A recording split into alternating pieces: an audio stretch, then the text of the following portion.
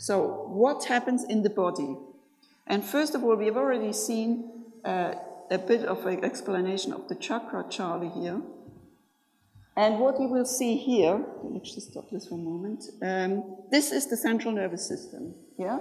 The central nervous system, this is the spinal cord, this is the brain, and the limbic area of the brain is quite important because I will talk about it later, lies within the brain in the middle, and this is a center for motion and motivation. So this is the central nervous system. What you will see next is actually the autonomic nervous system, which is also depicted here.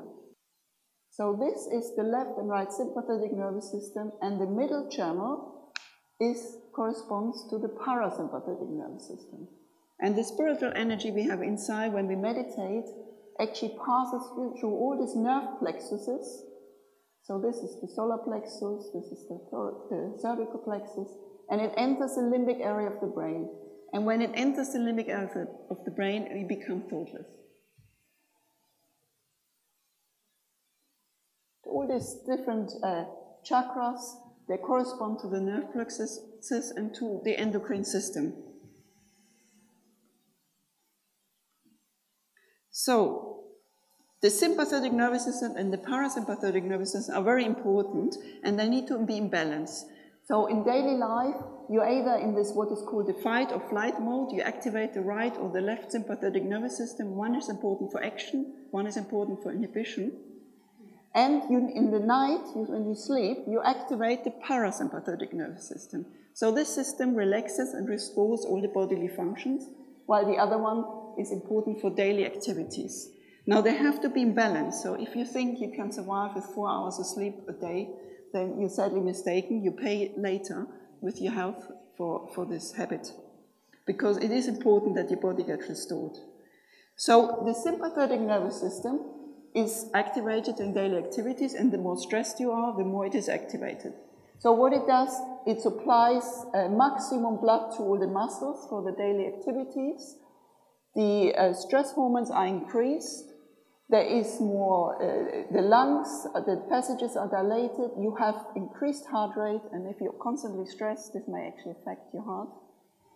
And during the rest, when you activate the parasympathetic nervous system, then the opposite happens, and you have a decreased heart rate. More blood is given to all the organs, which restores all the bodily functions which you've wasted during the day. There is decreased activity of stress hormones, and the digestion is stimulated.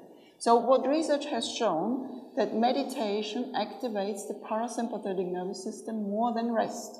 So that means you enter a state of hyper-rest, which is better than sleep. And this has been shown by many studies conducted in India and in Australia. So what happens is there is a decrease in the heart rate, there is a decrease in the breathing rate, there is a decrease in pulse rate, in blood pressure, in oxygen metabolism, and this is anti-aging. And there's a decrease in other physiological parameters of stress. And I show you a few examples. So this is the blood pressure in people who have, the controls is the red line. So these people doing 20 minutes rest, nothing really happens. These are people who have meditated for 4 weeks. So after 20 minutes of meditation only, the blood pressure goes down.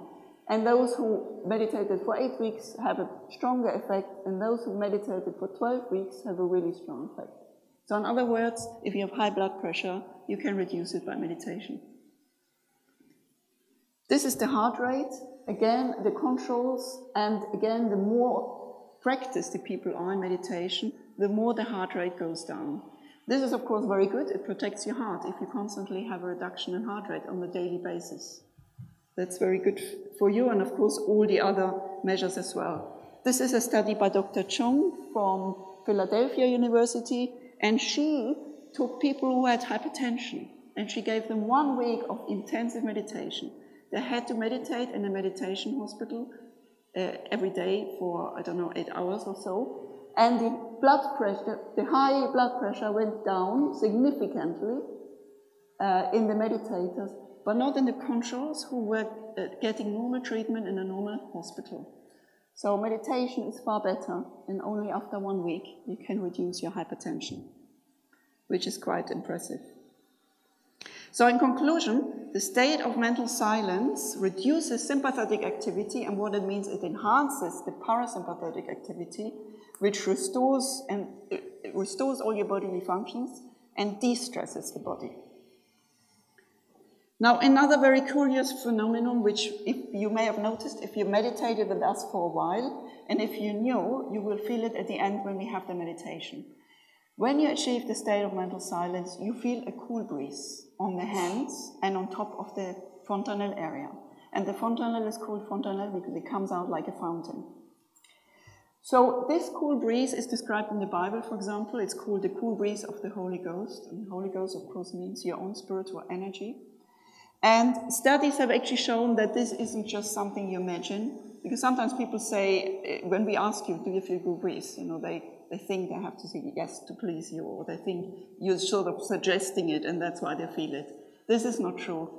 Studies have shown this is people during the rest period, and in the rest period, the temperature of the hand actually goes up a little bit. That's normal.